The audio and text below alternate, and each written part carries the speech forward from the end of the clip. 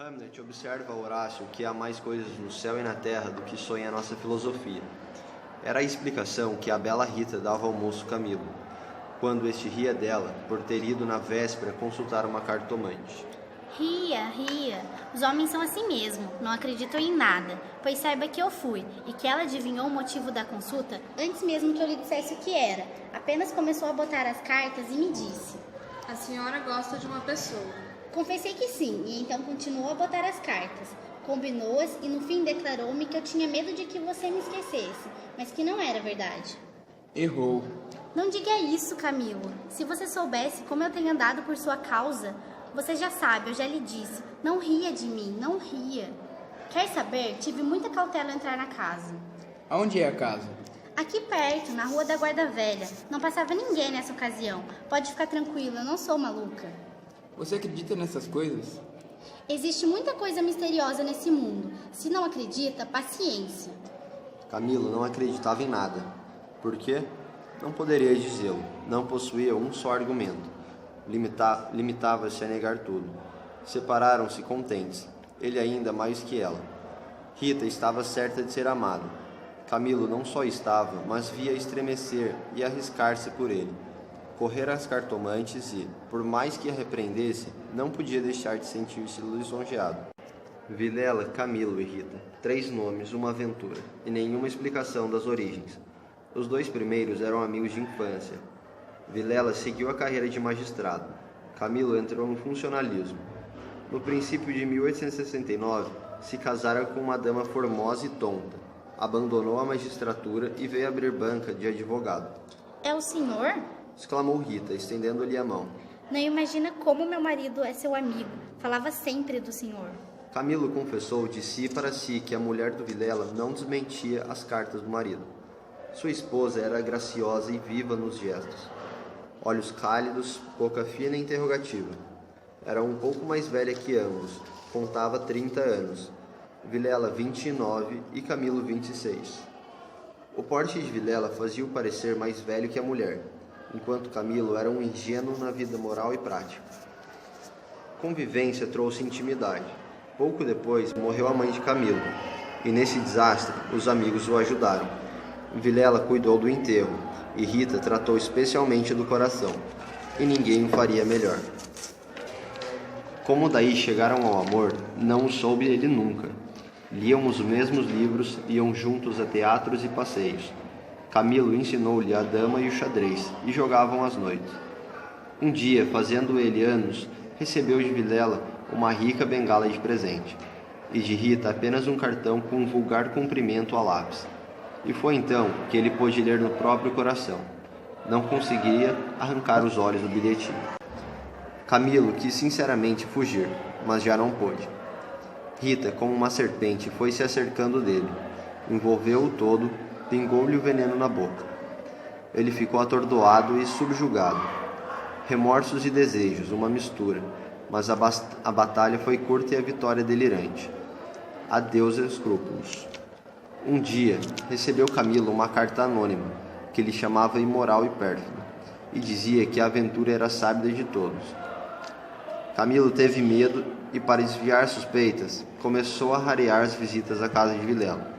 Foi por esse tempo que Rita, desconfiada e medrosa, correu à cartomante para consultá-la sobre a verdadeira causa do procedimento de Camilo. Vimos que a cartomante restituiu-lhe a confiança e que o rapaz repreendeu-a por ter feito o que fez. Correram ainda algumas semanas. Nem por isso Camilo ficou mais sossegado. Temia que o anônimo fosse ter com Vilela, e a catástrofe viria então sem remédio. Rita concordou que era possível. Bem, eu levo os bilhetes para comparar a letra com a das cartas que lá aparecerem. Se alguma for igual, guardo-a e rasgo-a. Nenhuma apareceu, mas daí a algum tempo, Vilela começou a mostrar-se sombrio, falando pouco, como desconfiado. Acredito que é melhor termos mais cautela neste momento, Rita. Não devemos andar em falso. Você está certo, Camilo. Vamos nos distanciar por um tempo. Nem que isso seja um sacrifício para nós. E separaram-se com lágrimas. No dia seguinte, estando na repartição, recebeu Camilo esse bilhete de Vilela. Vem já já à nossa casa. Preciso falar-te sem demora. Era mais de meio-dia. Camilo saiu logo. Na rua advertiu que teria sido mais natural chamá-lo ao escritório, porque em casa tudo indicava matéria especial, e a letra fosse realidade e ilusão, afigurou-se-lhe trêmula. Ele combinou todas essas coisas com a notícia da véspera. Vem já já à nossa casa. Preciso falar-te sem demora. Repetia ele com os olhos no papel. Imaginariamente, viu a ponta da orelha de um drama. No caminho, lembrou-se de ir à casa. Podia achar algum recado de Rita, que lhe explicasse tudo. Não achou nada, nem ninguém. Voltou à rua, e a ideia de estarem descobertos parecia-lhe cada vez mais verdadeira. Camilo ia andando inquieto e nervoso. Não relia o bilhete, mas as palavras estavam decoradas. Eram-lhe murmuradas ao ouvido, com a própria voz de Vilela. Vem já já à nossa casa. Preciso falar-te sem demora.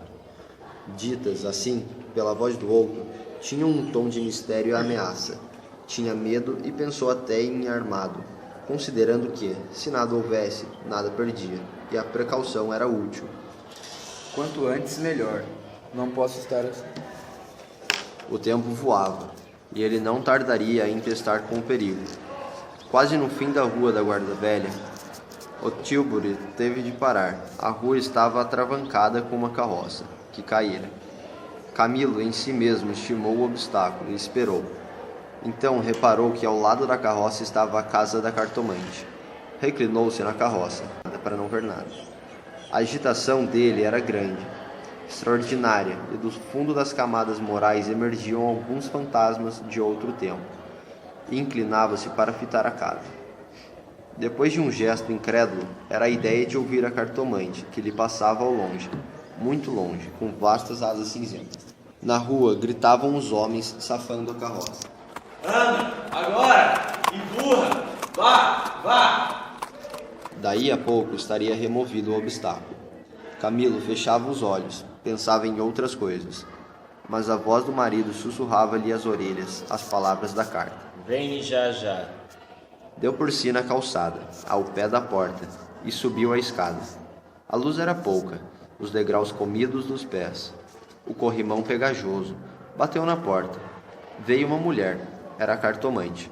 Camilo disse que ia consultá-la. Ela fez ele entrar. Dali subiram ao sótão, uma salinha mal iluminada por uma janela. A cartomante fez ele sentar diante da mesa e sentou-se do lado oposto, com as costas para a janela, de maneira que a pouca luz de fora batia em cheio no rosto de Camilo. Abriu uma gaveta e tirou um baralho de cartas compridas e enxovalhadas. Enquanto as baralhava rapidamente, olhava para ele, não de rosto, mas por baixo dos olhos. Voltou 3 cartas sobre a mesa e disse: Vejamos primeiro o que é que te traz aqui. O senhor tem um grande susto. Camilo, maravilhado, fez um gesto afirmativo. E quer saber se lhe acontecerá alguma coisa ou não. A mim e a ela. A cartomante não sorriu. Disse-lhe só o que esperasse. Rápido pegou outra vez as cartas e baralhou-os bem. Transpôs os maços, 1, 2, 3 vezes. Depois começou a estendê-las. Camilo tinha os olhos nela, curioso e ansioso. As cartas dizem que nada acontecerá nem a um e nem a outro. Essa moça é muito bonita. Vejo que entre vocês existe uma forte ligação de amor. A senhora restituiu-me a paz ao espírito, disse ele, estendendo a mão por cima da mesa e apertando-a da cartomante. Vá, ragazzo innamorato. E de pé, com o dedo indicador, tocou-lhe na testa. Camilo estremeceu, como se fosse a mão própria feiticeira. Quanto é? Pergunte ao seu coração. Camilo tirou uma nota de 10.000 réis e deu-lhe. Os olhos da cartomante brilharam. Vejo bem que o senhor gosta muito dela. E faz bem. Ela gosta muito do senhor. Vá tranquilo. Olha a escada. É escuro. Põe o chapéu. A cartomante tinha já guardado a nota na algibeira e descia com ele, falando com um leve sotaque. Obrigado pelo pagamento generoso. Imagina, não precisa agradecer. Até breve.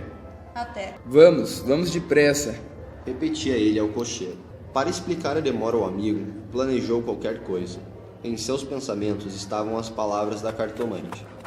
Às vezes queria rir, e ria de si mesmo. Mas a mulher, as cartas, as palavras secas e afirmativas, a exortação.